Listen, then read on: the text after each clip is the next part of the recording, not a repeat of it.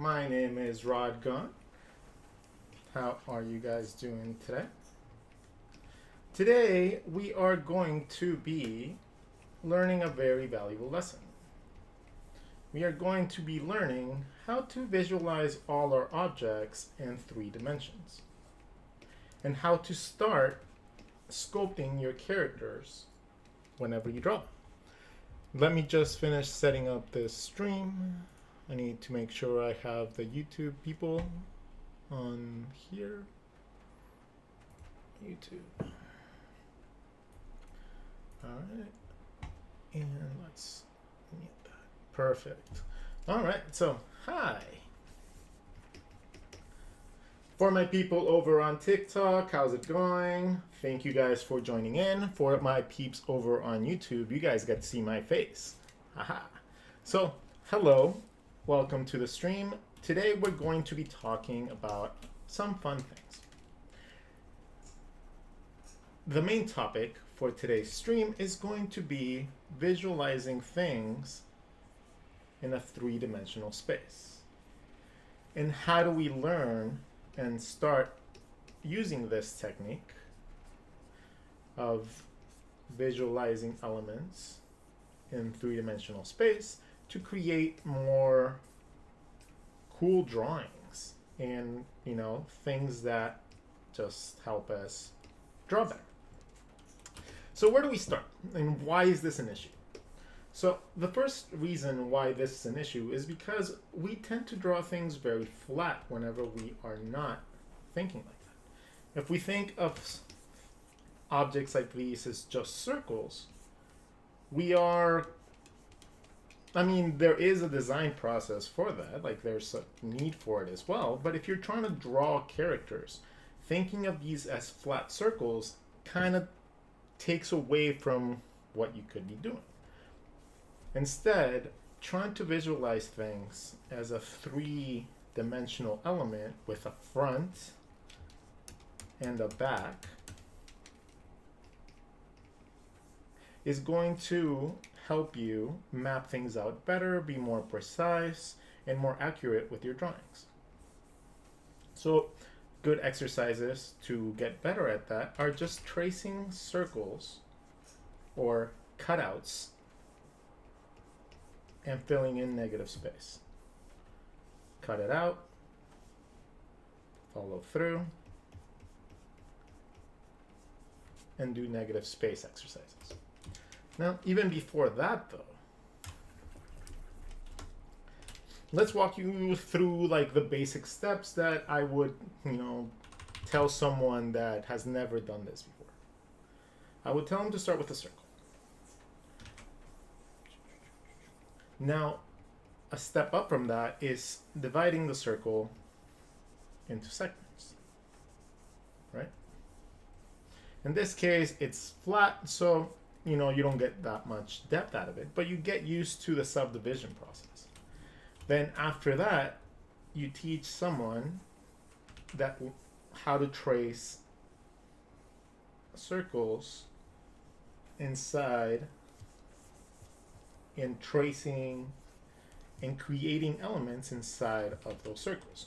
I like to do exercises like those, or going over a box and just making it feel like I have a surface that I'm drawing on. At this point, I'm not really considering too much of the perspective aspect of it. We are just getting used to drawing on the surface of our objects.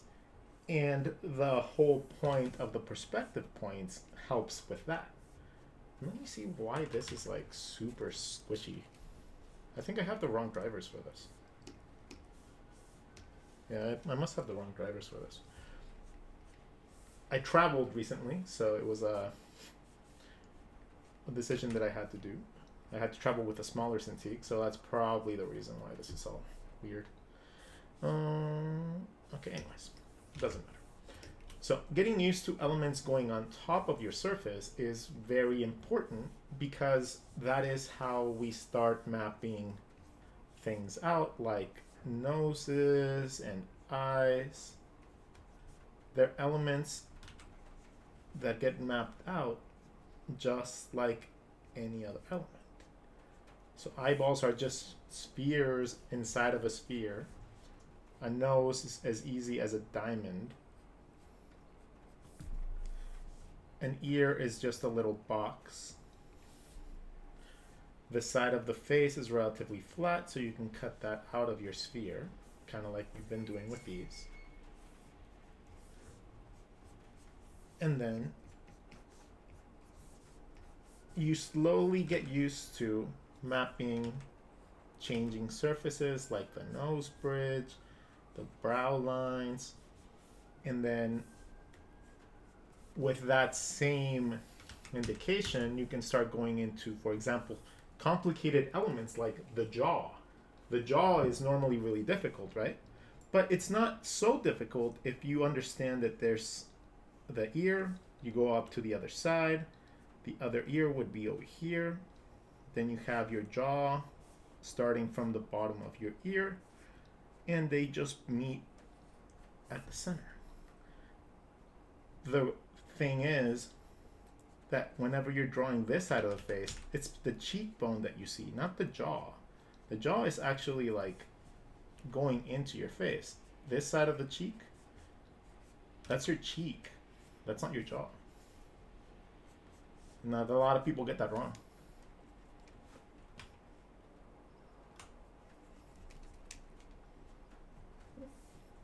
So that is how you map out the jaw. If you're wondering about the neck, you can connect both of those elements where it bends on the jaw, and then you have the front of your neck.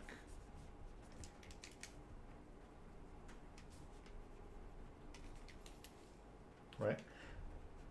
Being able to visualize things as elements that go in the front and the back allow you to draw things like t-shirts very easy because you just draw around the shape.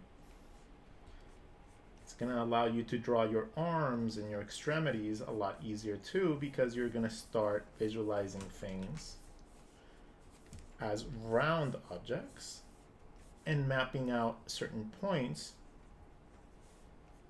on both sides and then being able to create your elements more accurately.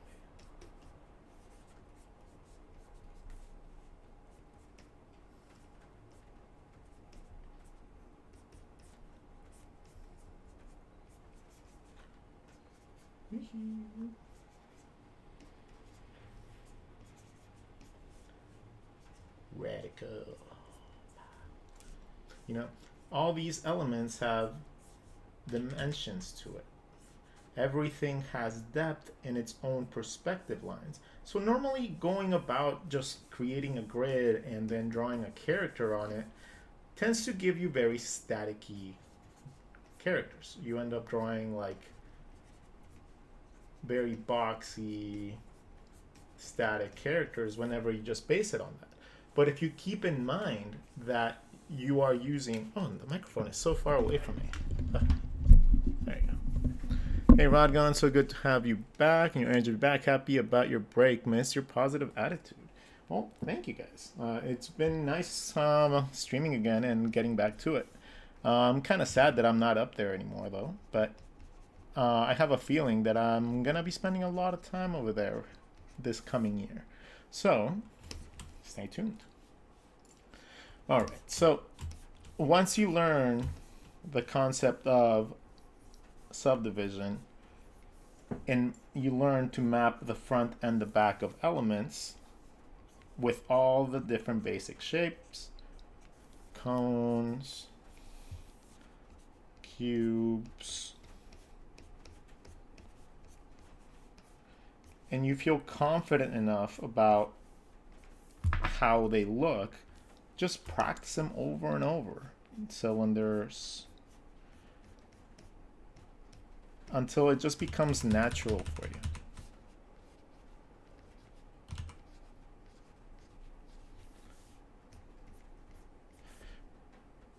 Remember that as objects, for example, in spheres, the closer elements get, or the subdivisions get to, oh, now my face is getting blocked. I don't want you guys to see my face anyways. As the elements get closer to the side, they start diminishing in size. So what you can do in order to kind of cheat that is take that, split it in half, split it in half, split it in half. Take this one, split it in half, split that in half, and then eventually you get that same ratio. Or an approximate ratio for that. And it actually works relatively well, because you can take that into any side and start using that. Half of that, half of that. With round objects as well, they start getting more round towards the edges. So that's another thing that you got to keep in mind. But let's worry about that when we actually start worrying about the nuances of getting more complex shapes in there. So let's see, let's read some stuff. Really missed you. Aw, true shape and earth of atoms. Well, yeah, I mean, that's an exercise that you can do to trace the top elements of your shapes. It's kind of like an onion. And then what I like to do after I do this initial set of divisions is I like to start drawing inside of these elements. So cities are very fun to extrude from these. Maybe bring in something with like a negative space, so it could be like a Death Star.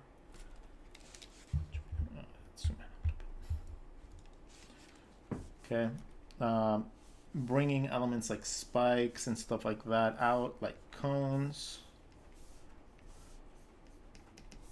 Things like this are very helpful for you to practice and just get used to doing whenever you are drawing things.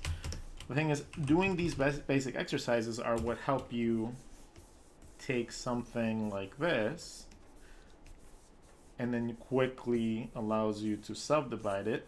Take into consideration, I have no perspective point at this point. I'm just subdividing the elements into a shape that resembles more of a face, kind of like I'm sculpting it, right? I'm changing the direction of the paths, of the sides, and I'm coming up with elements that pop out, add a little bit of negative space, so that stands out. This could be the brow line, this could be some glasses, this could be some goggles, this could be anything that is above the eye.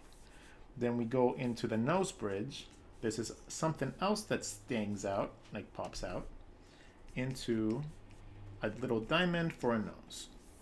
The diamond with a rounded shape allows you to have a top and a bottom of a nose incredibly quickly.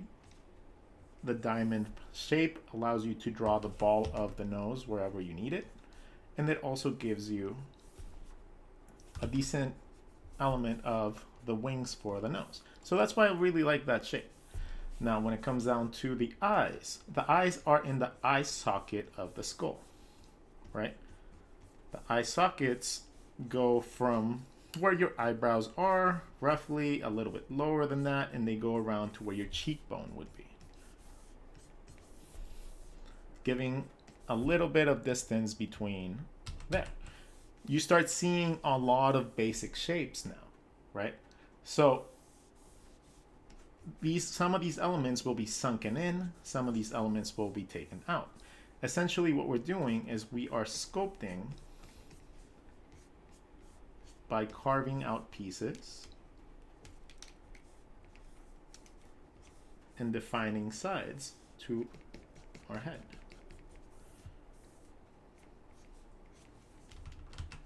That is all that I'm doing at this stage. Okay? Now, at this point, I have to start deciding what type of styling I'm going to have. In this case, let's do a crazy version of me with like a ridiculous mustache.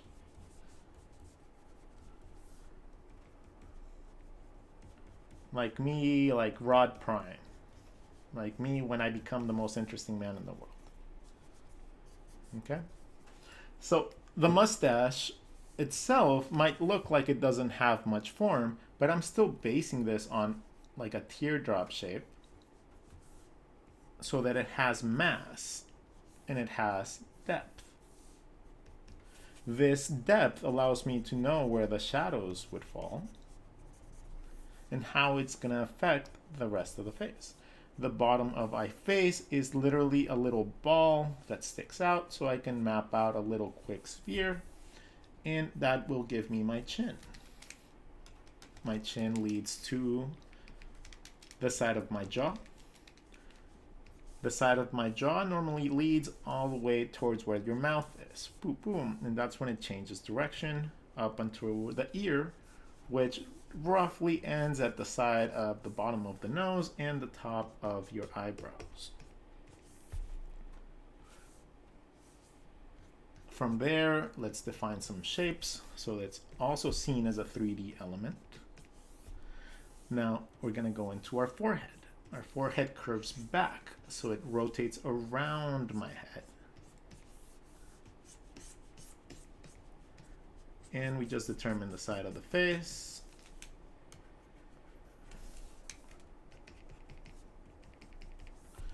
Cool. Cheekbones are underneath, so these have to match roughly. And now we can go in and draw the favorite part of everybody's drawings, the eyes. The eyes are eyeballs inside of your eye socket, okay? And they tend to sit closer to the top of the eye socket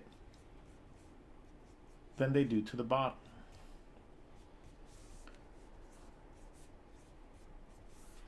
Now, the eyeball is not always going to be completely open like this, right? We're going to have eyelids. Again, we are sculpting our character. Eyeballs are spheres. So we're going to use that same exercise that we just did.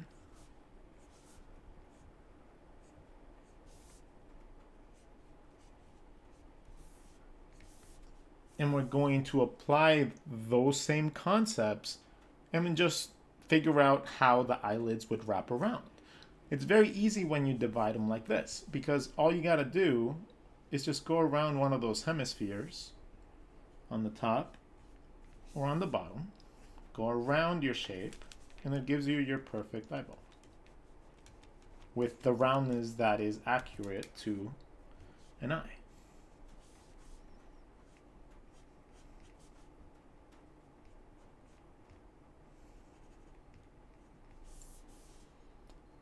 Now, this doesn't have to stay in that style. It could be as cartoony as you want. Right? If you just wanted like a cartoony eye, that could be it too. If you wanted more something like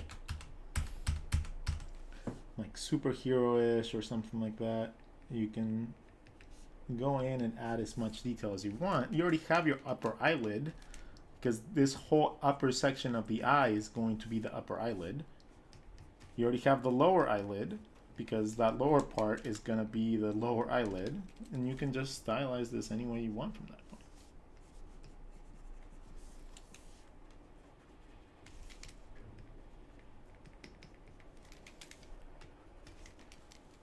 Okay.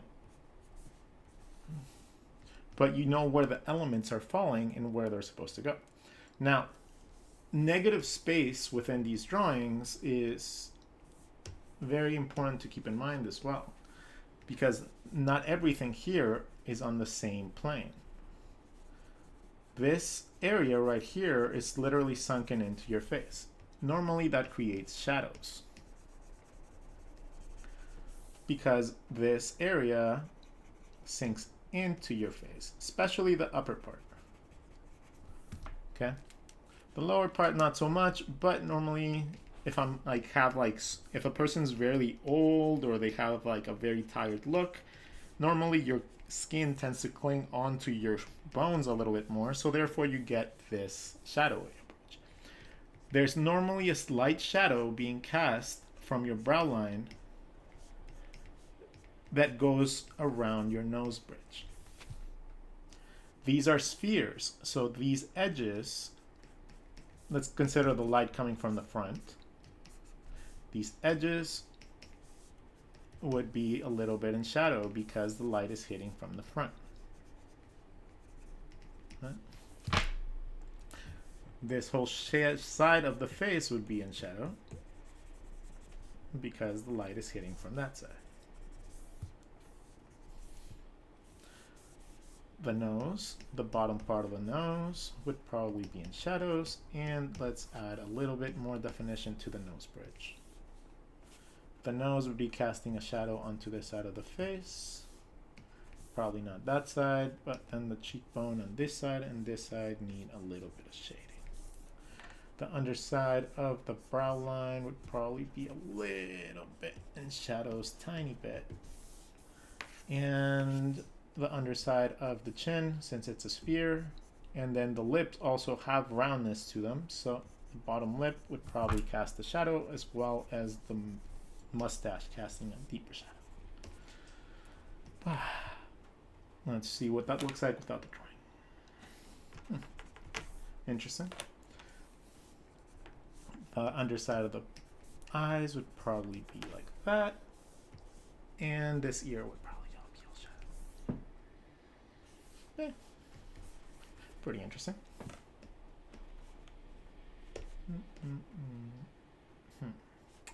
Well, you can see how something like that could help you move through that process. Now, let's see. Other uses for that. When you are drawing something like a hand, right? When you're drawing a hand, what you are drawing is not necessarily a static object like a box. The hand has a lot of curvature to it, so you have to start learning to use complex shapes in order to map out things better. You got to move past the basics once you master those basics. Hands have more of like a potato chip type of look to me, like whenever I draw them. It's a curvature shape like this connected to a cylindrical, not a wrist that's like this. Wrists aren't like that. Wrists have more of this shape. Okay.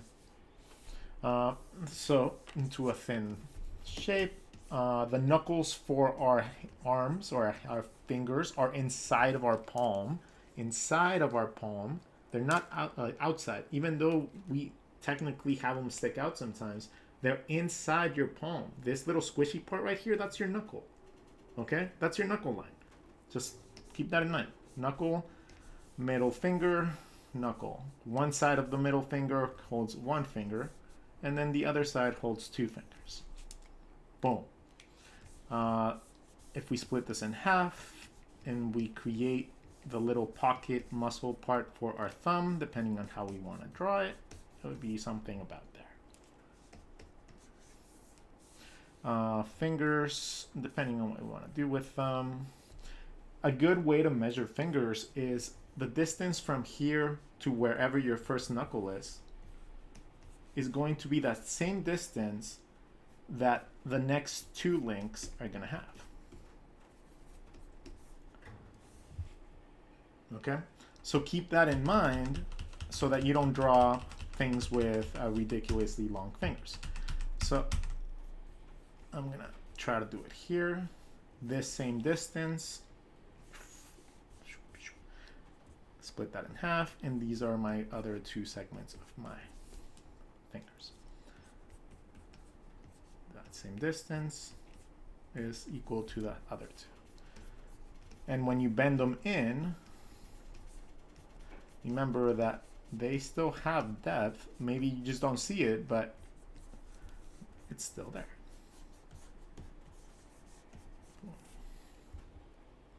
So that's one way to start drawing hands. Pringles, wrist, thumb side could be on this side. Locate the middle, knuckle inside the palm. One side has one finger, one side has two fingers. And then fill out the fingers.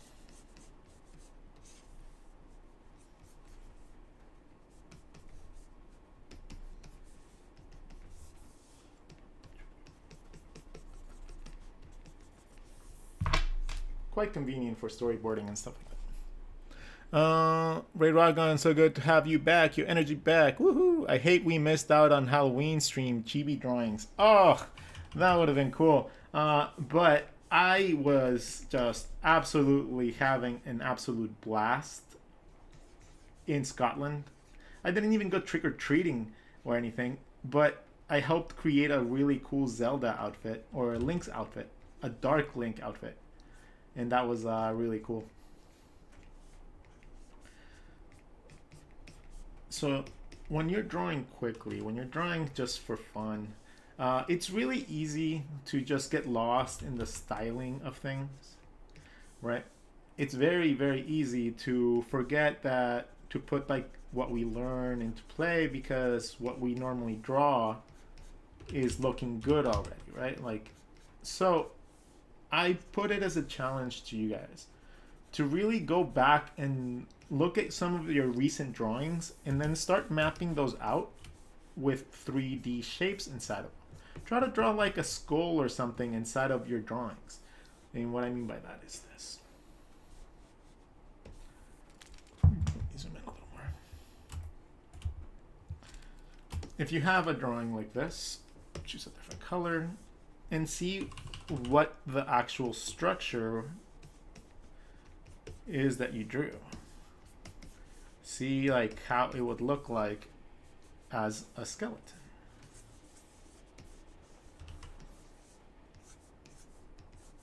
With your basic constructions.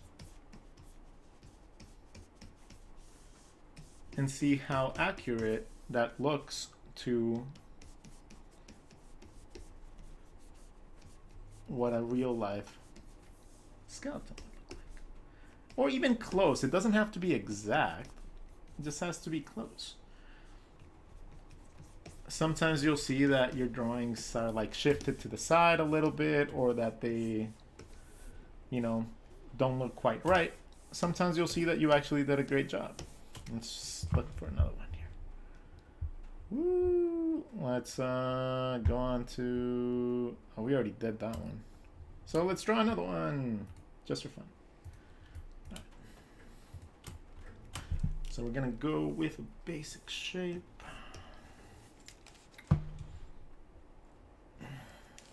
Send a hail, please. I'm subscribed. Woohoo! Hey, if you're subscribed, where did you subscribe?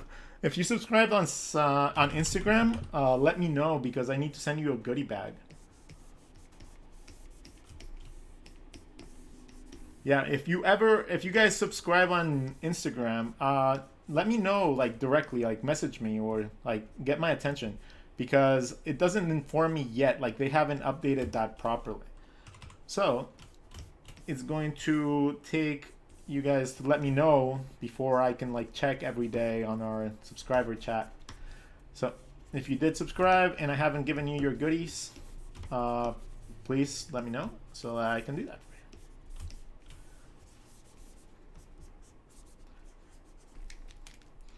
for you.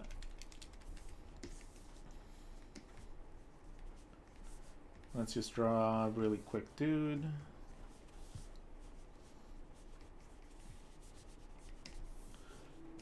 And give them some features.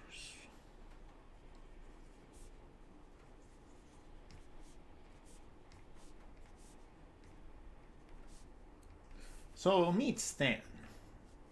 Stan over here, short for Stan Meyer, is a very, very good racket player. But he just kind of like swings the racket and he made his own game up. So I don't know if you can really trust what he says. Let's give him a balding hairline. This is not representative of me at all. Let's give him some stubble, a pimple.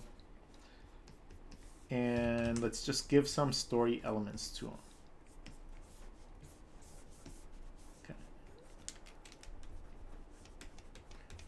So being able to draw quickly is a very important part of people that want to do live entertainment. And what I mean by that is people that want to do caricatures, people that want to do, you know, be in front of crowds. The ability to draw quickly is an incredibly invaluable skill for that. So if you really do want to get good and you want to compete with people and you want to, like, stand out in the crowd whenever you are at a convention or anything of that sort, improve your drawing speed and learn all these elements that I've been teaching you about. The reason that I can draw the way that I draw is mostly because I know and I can visualize elements like I have been telling you guys. It's not because I'm more imaginative or because I'm like a prodigy or anything at all. Everything that I do can be learned by you guys. And like I'm giving you guys the tricks to it. So you don't have to wait 20 years for yourself to make it click. And we're going to explore the shapes of this guy in a second and to show you guys how everything's still based on the real anatomy aspects of it. All right, so we have this guy. Let's draw his skeletal system. So the first thing I notice is the nose. So I'm going to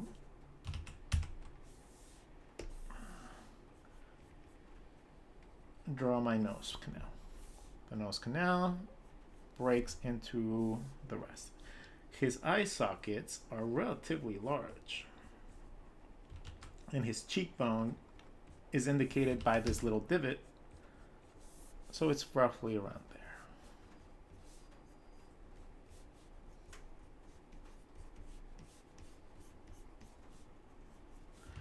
The middle of his face coincides with the middle of his face there. That's perfectly fine. He's bald, so we don't have to worry too much about drawing around the hairline. We have our brow muscle.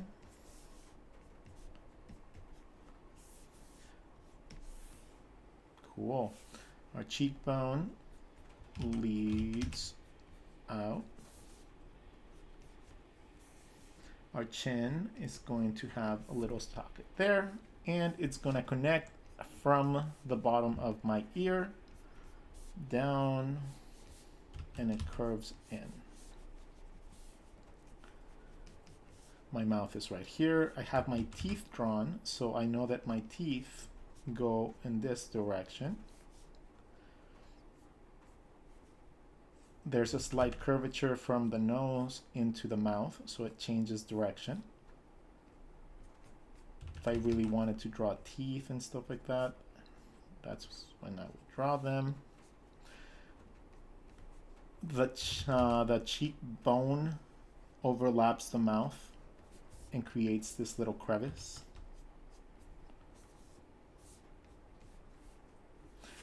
The bottom of my mouth seems to be right here, so that means that my teeth are right there,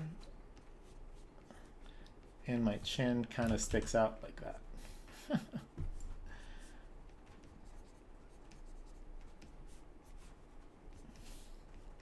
I'm gonna go up to my temple, and this maps the side of my face.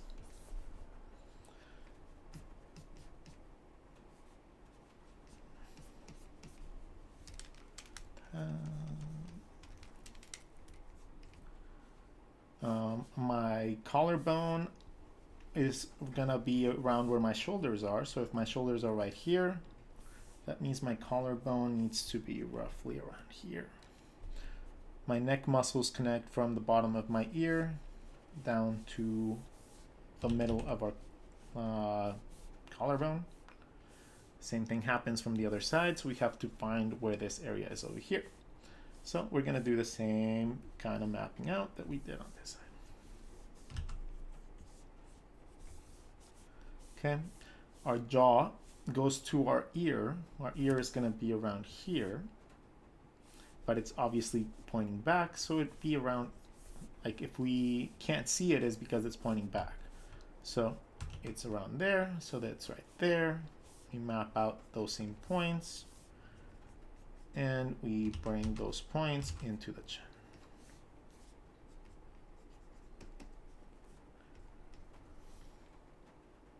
Cool. So neck there, creating all of our neck muscles that we need. That's going to connect to our trap muscles, trapezius muscles. That leads onto our shoulders. That's going to lead to our rib cage. And we can go on for there like indefinitely. Like we can literally transcribe the whole like skeletal system.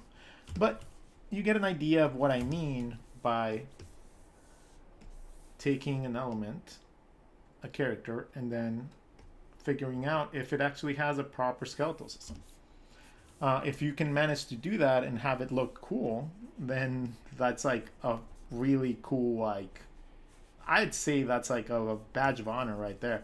Like if you have gotten to the point where your drawings are properly referenced or properly drawn from memory, you've done something considerable, and I think you should commend yourself and go get a piece of ice cream or bubble gum because I think you're awesome.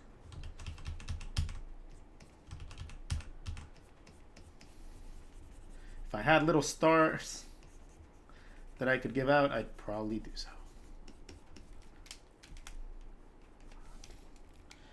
But it's very fun to start thinking of things like that and seeing how even something as simple as that can be that. My two preferred artists, Radgon and Rake. Awesome. Show. What is that?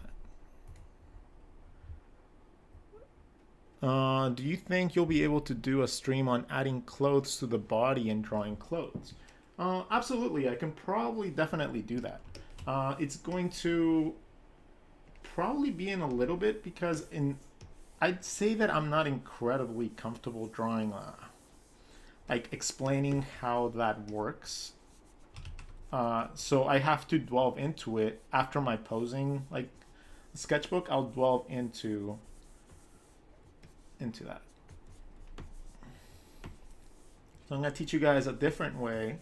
And once you have an understanding of the basics, like we've been explaining, this is how you apply it to your normal drawings, right? You take a normal sphere,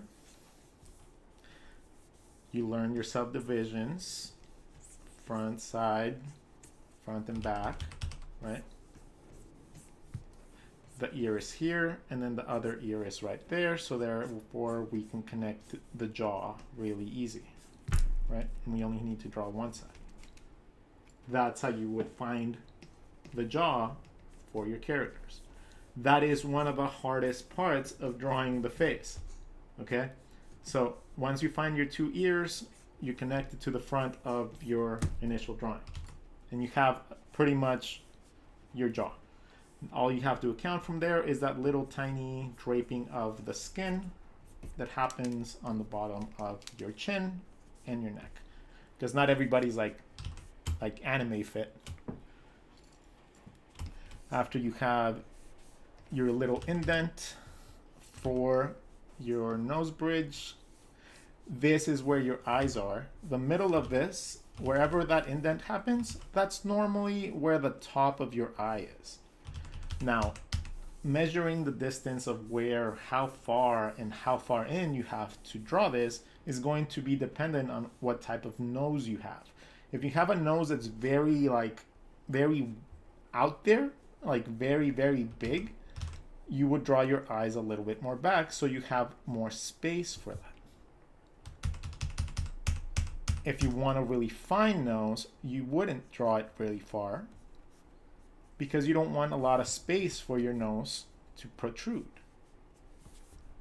Okay, but then when you do that, you have to take into consideration that the space here is just your temple, like your cheekbone, your temple, and then it's your ear, right? So you got to draw things accordingly.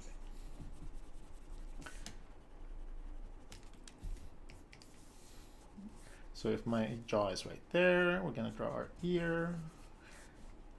In this case, for something about this style, I would probably draw my eyes about here. It's roughly about a third, like one eye on each side, roughly. Like, it's not a measurement that you can like really like set in stone. It's something that people are going to have preferential things over. So, you know, just keep in mind that it has to have a little bit of space for the nose bridge and a little bit of space for your cheekbone and your temple. That's it. Like, as long as you keep that in mind, it's gonna look okay. In this case, maybe I want to make the nose bridge a little bit smaller. So I'm gonna bring the entire shape in a little bit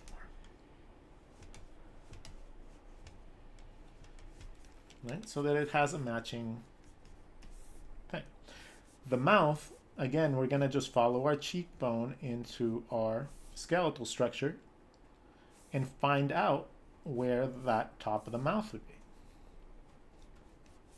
So it'll be around there. That means that my lips have to start somewhere here, depending on what type of mouth I want to create.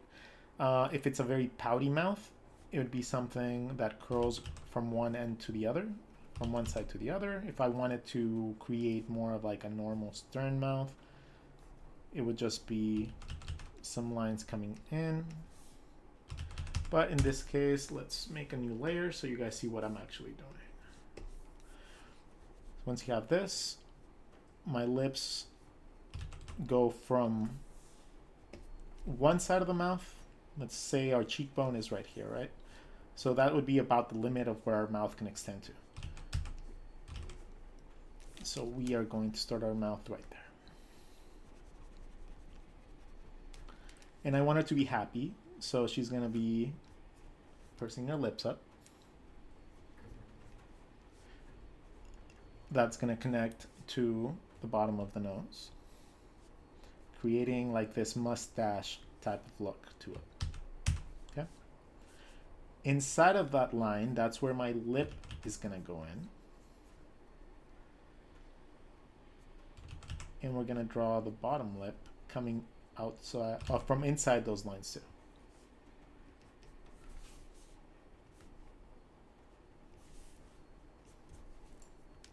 No, I don't like the way that looks, so I'm going to change it a little bit. I'm going to use the rubber band approach instead. Reset the view. How do you reset the rotation? I think it's this one. There you go.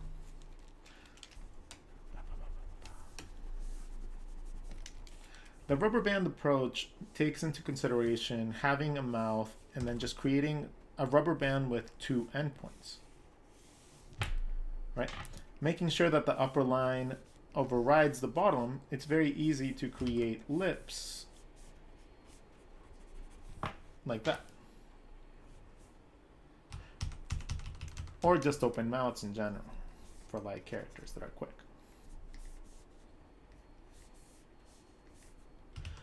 So we're gonna approach it like that and see how that looks. We just got to find the two sides of the mouth. So we have one side, other side, and they have to wrap around the front. So there you go. We don't really see that part. And then a rubber band from this side to this side, connecting and finishing the rubber band. And that gives you a pretty cool looking mouths, if I say so myself.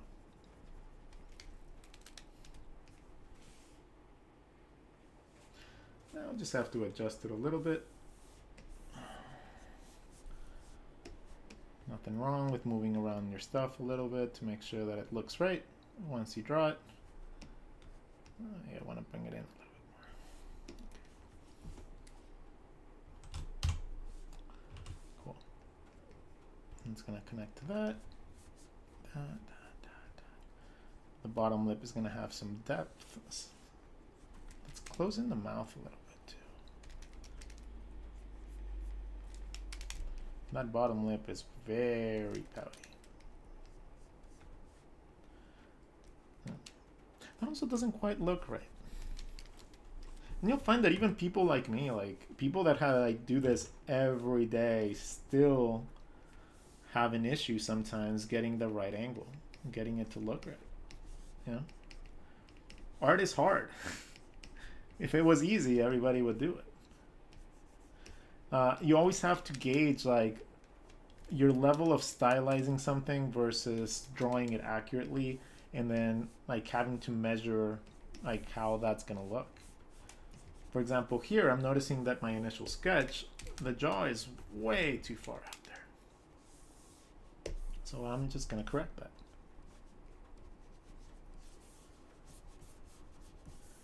I'm gonna draw some hair. The hair is relatively simple once you like start noticing that the bodies and things have to go a certain way, because the hair doesn't really stand out too much from the actual head, but you need to get the accuracy of drawing the head shapes the way you need them first, so that that doesn't become a thing.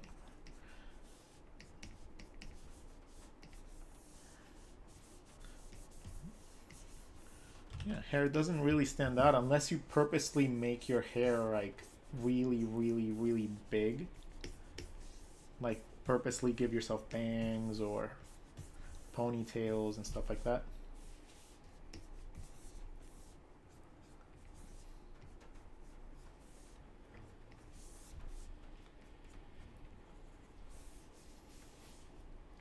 I want to angle her eyes back a little bit more.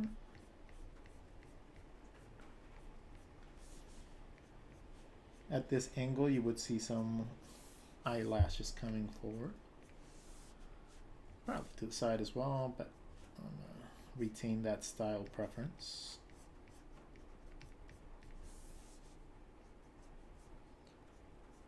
The eye is just a sphere, and we're drawing around our sphere to create these elements like the eye. We're just drawing around our sphere.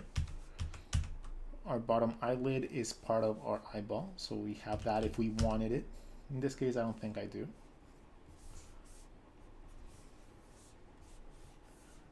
And then we finish off with like a little bit of like an eye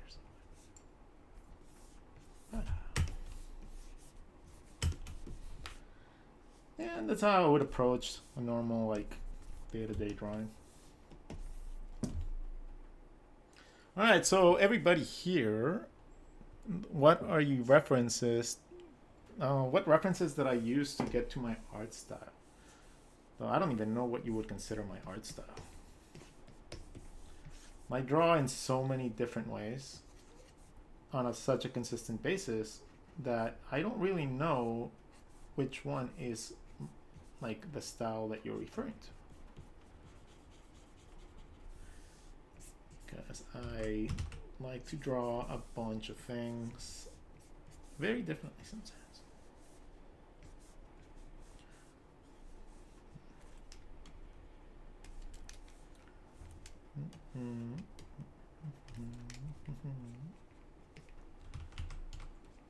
Yeah, just wait till you guys get to the point where you guys can just draw anything from like without even needing references. Like you guys will get there. Everybody does. If you practice enough, you get there. And once you get there, oh, that's when the fun begins. Because then it's all limited only by your imagination. So it does put a little bit more pressure on you because now you have to perform, knowing that you're ready to tackle cooler designs, more complicated projects, and stuff like that. But you only get there if you search for it. If you don't search for it, you're never going to get there.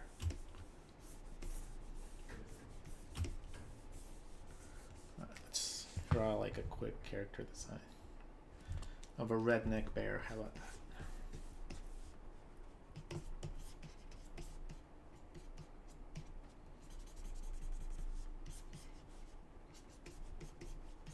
Just using basic elements.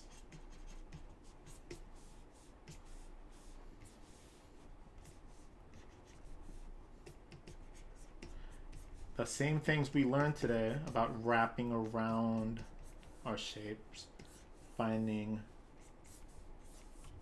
the 3D elements and shapes within our elements, is what allows you to come up with cool concepts very quickly, accurately, And more so than that, though, it's just like a very basic tool that you need to use in your arsenal, right? If you're thinking about doing this as a profession, as a career, this is one of the basics, if not one of the most important, like, things that you need to learn. Because without understanding the concept of 3D elements within your shape, it's going to be very hard for you to map things out in perspective. It's going to be very, very difficult for you to move elements like characters or paneling or composition in general, because it's not an easy thing to do, right? So you got to get there, and it sometimes takes a while.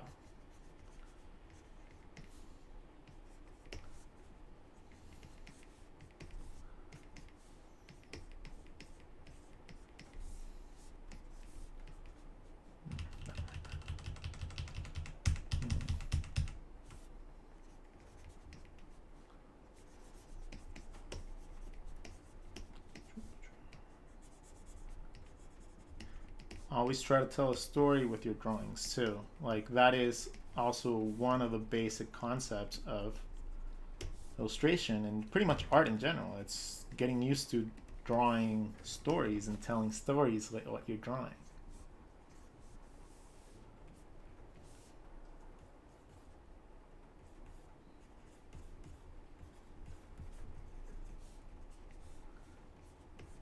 So some of my artist idols, if you could call them that, are people like Dean Yeagle, Chris Sanders, Steven Silver, Humberto Ramos, Francisco Herrera.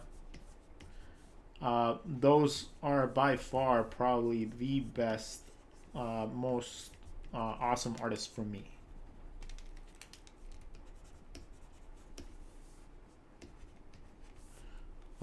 Their styles. Oh my God, the guys at Creature Box too.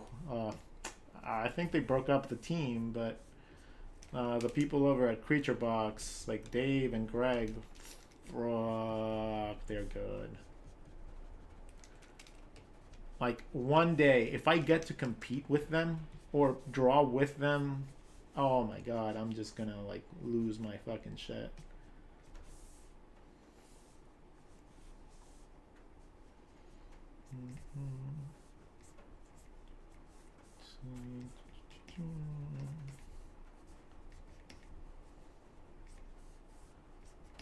Sometimes you don't have to do much with the hands. Like, if you don't really have a point to do something with it, like, just draw it in there.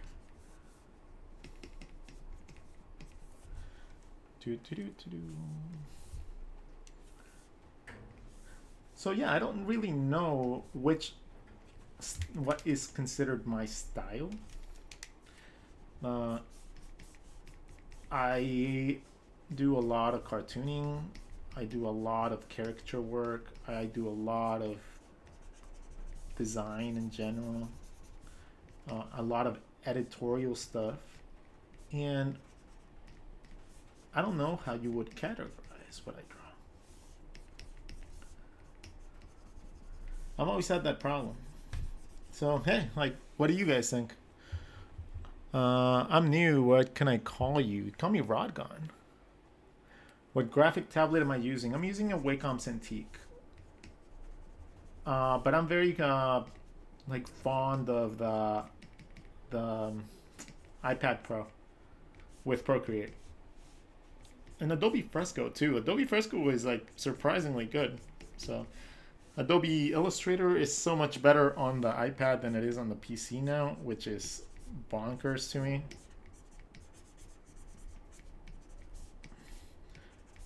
Yeah, so I'm not really sure what my style is. If you guys want to let me know what you guys think my style is, I would love to like see if that's actually the case. What do I call you? I'm new. You can call me Rod. Call me Rodgon. Uh, 2000 AD got me drawing this guy standing on the bear trap.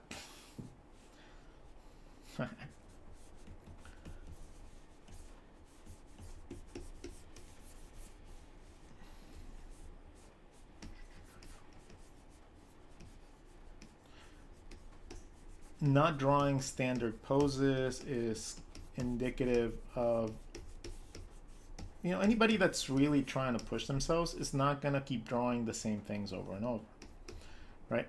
So whenever you are considering drawing a pose, consider drawing something that you don't really know what to draw yet, or something that you haven't drawn yet. Adding variety to what you draw just allows you to have a bigger mental library down the line, and it's just going to make you a better artist overall.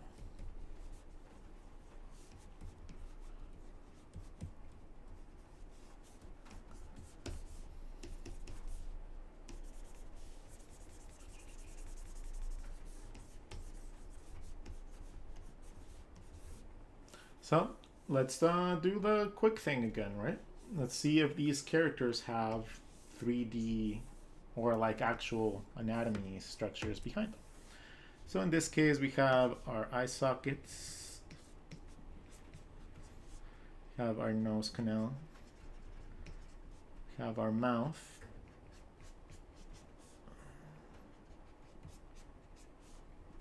forehead, back of the skull, chin is right here.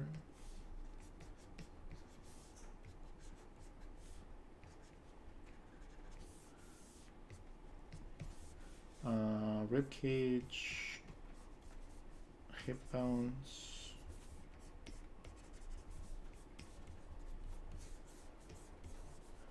lots of body fat. The body fat goes around that. Collarbone seems to be around right there, shoulders right there, so therefore it connects right there. We have our shoulders, and everything else seems to pan out really well. Right.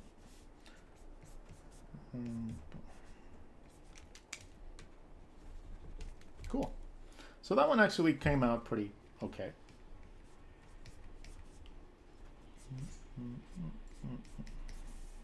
Yeah, not bad.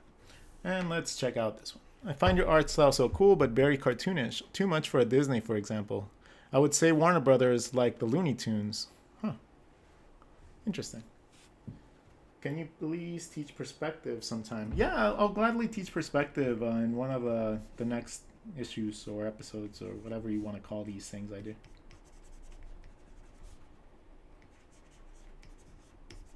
Let's see. No, that's my nose, that's my mouth.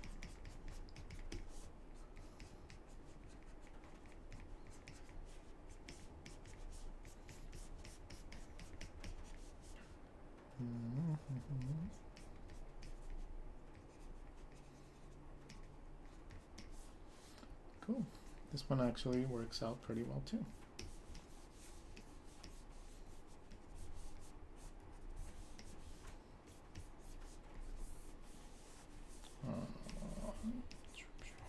Hip bones.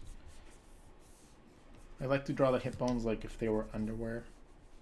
And I like to draw the bodies like if they were beanbags. So I do a bunch of explanations of that like in other videos. So if you guys just want to like go browse one of the other videos, you'll probably find an explanation for that. Cool. That works too. Awesome. All right. So I'm going to draw one more face. And while I draw this face, I'm going to say my goodbyes to you guys for today. Thank you all so much for tuning in. I hope that you guys learned a little bit of something. If you did, make sure to leave a like. Go subscribe. Go look at all the other videos that I have, that are available to you. there is a ton of content out there that I have created specifically to help all of you, right? It's free. It does not cost a dime. And all I ask is that you guys subscribe so you don't miss out on another cool lesson that you might be able to learn or get. So that is all I ask of you. You guys are awesome. Some of the awesomer people are my subscribers over on YouTube and Instagram. So you guys rock. You guys are the best. You guys are literally helping me get new equipment and stuff. So it's just fantastic. And you guys are freaking cool because of that.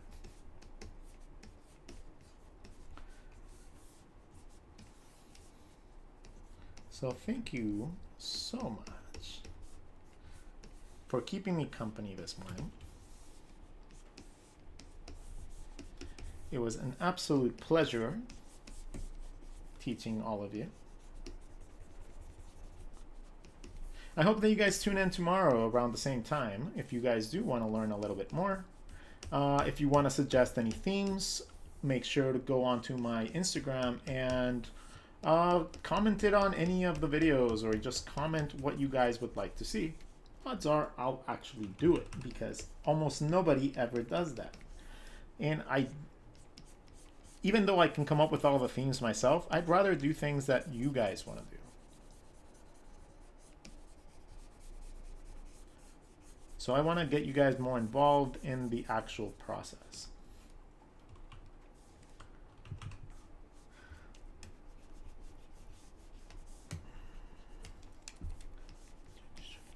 Do you have, let's see, if you find your art style so cool but very cartoonish, do we have to learn all the bones and muscles of the body to draw anatomy?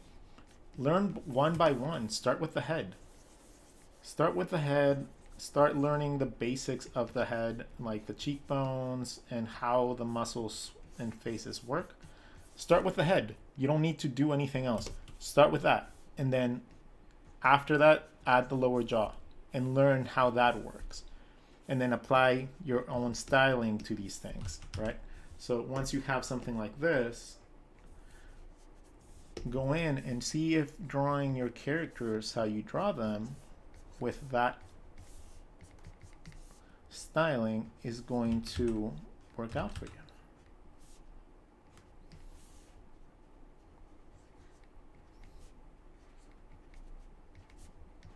Right? You can go in and use this same like structure that you did and create a bunch of different designs. It could be cute, sexy ladies, it could be animals, it could be whatever you want. But once you have that basic structure down first, that is going to be key to being able to draw things easier and without much complications. And then the more you learn, as you learn and you learn and you learn more, your drawings are just naturally going to come out more complex, more cool, more detailed. And unfortunately, it's not something that I can just be like, oh, well, now I'm going to do this. You have to go through the process of learning the muscle memory and actually trying to do it. Because otherwise, it just never comes. It's not something that just naturally comes to you. You have to seek that information out. You need to be able to like know how to find it too. And I'm giving you guys it's like some of the keys to it, but you know, it took me 20 years to figure that shit out. And I just don't want you guys to spend 20 years trying to like come to a realization that should have been like very, very, very important when you barely started. Like learn from the mistake that I did and actually focus on learning this stuff. Not just thinking you learn it. Thinking that you know this shit is like the worst thing you can do, okay? I want you to actually think right now, like literally like you're gonna feel a little attacked right now. I have a feeling that a lot of you are gonna feel a little attacked.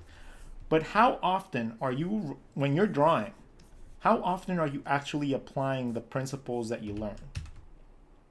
As opposed to doing things just because of style Like when you're drawing an eye, are you actually thinking of the upper eyelid, lower eyelid, eyeball, circumference of the eye, the way that the eye is going to look, and then what's going to block the other eye to create the same shape? Talk yourself through the steps of it. The way that I like to see if people understand something is if they can teach it to someone. So if you can teach someone how to draw something, even if it's rudimentary, then you know that. But if you don't, you're doing it from style. And I highly recommend that you focus on that part of your drawing before you continue just doing art style, art style, art style, art style. Art style should never compensate for the lack of skill or knowledge, right? If you don't know how to draw hands, if you can't draw a hand, that's fine. You don't have to not draw hands because I say that. Just focus on learning how to draw them a little bit more than you would if you didn't. Okay?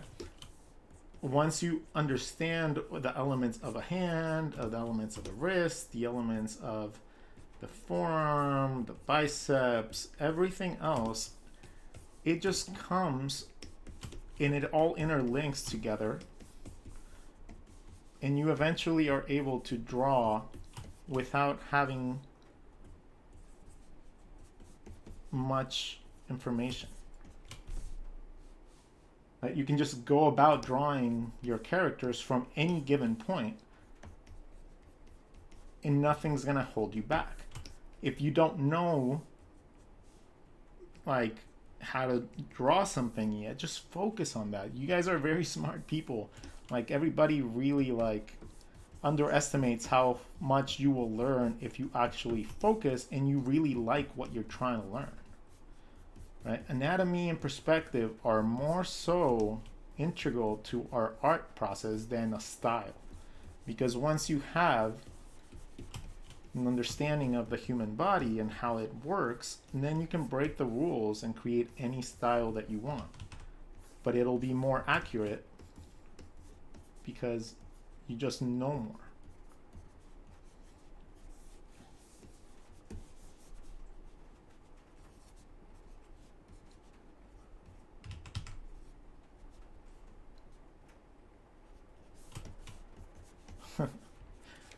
So at this point I'm just doodling and rambling, but I hope you guys understand what I'm trying to say. The hand, yeah, the hands aren't that hard. Like I said, just think about it like a Pringle. Once you think about it like a Pringle, everything becomes just very easy because you got your knuckles and then you just draw your fingers. The way that I explained it a little bit earlier, from the knuckle to their first knuckle is the same distance as the next two sections, so that's gonna be a lot easier for you to draw. Your thumb comes out at the middle of your hand and it just has a little tiny trapezius into your thumbprint. Boom, into the wrist. Right. Once you locate that middle finger, one side has two sides, one side has one. And then you can just start drawing the rest of your fingers really quickly.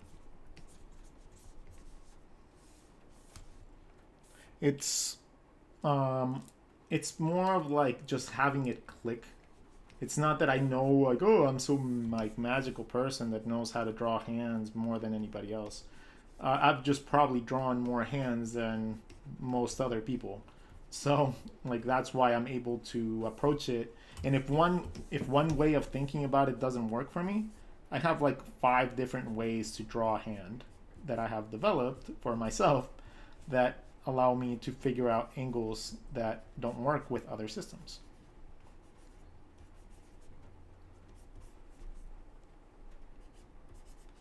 So I got to the point where the tutorials that I was reading online and stuff like that were just not giving me the information that I needed. So I had to just start thinking of ways to make it work for me. So having the basic understanding of how things are built allowed me to go in and start thinking of different ways to draw them. But without that knowledge, it would be really hard for me to go about doing that. A lesson in expressions would be cool. Hey, hi, Han, the Nightmare of Artists. Hey, Rodgon, I just finished your course on 21 Draw. It was really informative and well done. Gave me a confidence boost. Woo, woo, awesome.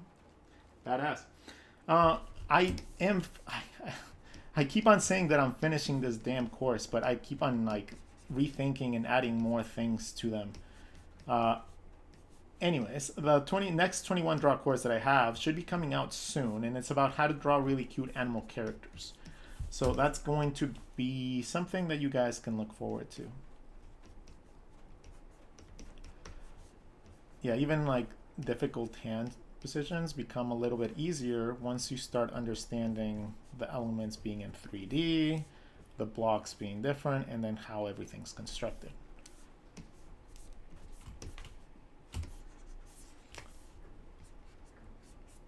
You can start drawing random shapes and seeing how you can make your elements fit within them. And seeing if you can come up with some cool hand positions that other people don't draw. Hair.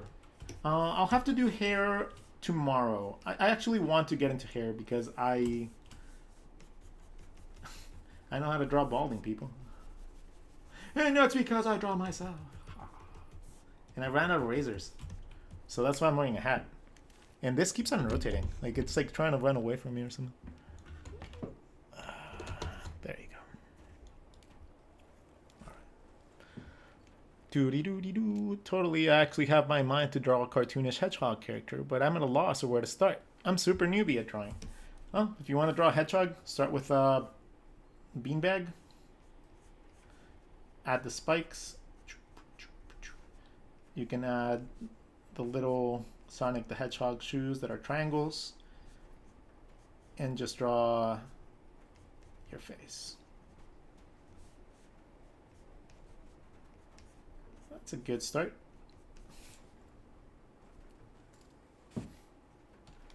All right, so we're getting close to finishing what would be an actual sketch page. We've been going for an hour already, so we are going to be calling it a day after I finish drawing a cat with a mustache, just because that sounds cool. So cats are always a pain in the ass to draw because they always end up looking like a different animal whenever I draw them.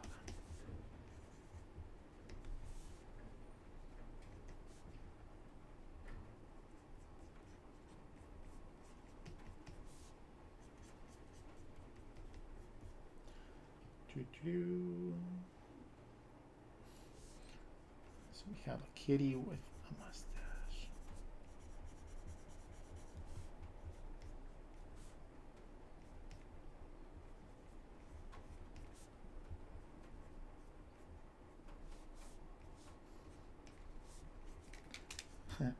It's cute.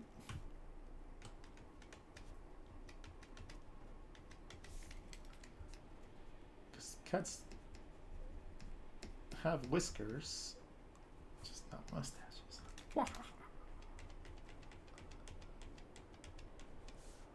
Well, as I've said before, you guys are free to go browse so many more videos and streams that I have. There's a ton of like information for you guys to learn if you guys do want to learn. If you guys do want to support, though, there is ways that you guys can do it with getting something cool in return. You guys can subscribe and be access to a bunch of goodies that I have for you guys just because you guys subscribe. And there'll be a growing library of things that gets added to every... I'm going to try to do it every week. But if not every month, you guys will have a lot of cool, fun things like templates and, you know, screensavers and stuff like that that are going to make it worth your while to subscribe. Also, discount codes. I have a ton of discount codes and companies that are more than happy to give me discounts. And I'm also going to be doing giveaways. So I expect to have at least a bunch of companies send me stuff so I can give away to. So that's going to be really, really fun. And I look forward to that. But in order to get those benefits, you have to subscribe. Now, another way that you guys can help if you guys don't want to subscribe to some like artist online, You guys can go and purchase books that I have for sale. I have a pinups book, which is a bunch of lovely ladies, like 60 pages worth of lovely ladies. And I have Coffee Break Doodles, which is my sketchbook, my art book, and a compilation of my favorite sketches from like the last 10 years of my drawing career. I'm working on derpy animals and other fun things, and a couple just different like things that I want to get done too. The How to Draw book is going to be a big push for next year, and it should be relatively fun and, you know, would be really cool to do. So anyways, have a wonderful day, everybody. If you guys do want to support, there's a bunch of ways you guys can do it, or there's a will, there's a way, I always say. So if you guys do enjoy what I do, find a way to help, subscribe, follow, learn from me. That's all I care about. And you guys have a wonderful time. Have a wonderful day, and I'll see you guys tomorrow at the same time, okay? Think about what you guys want to learn so that I can make a lesson for it. I like being a teacher, so it's up to you guys too, okay? Later.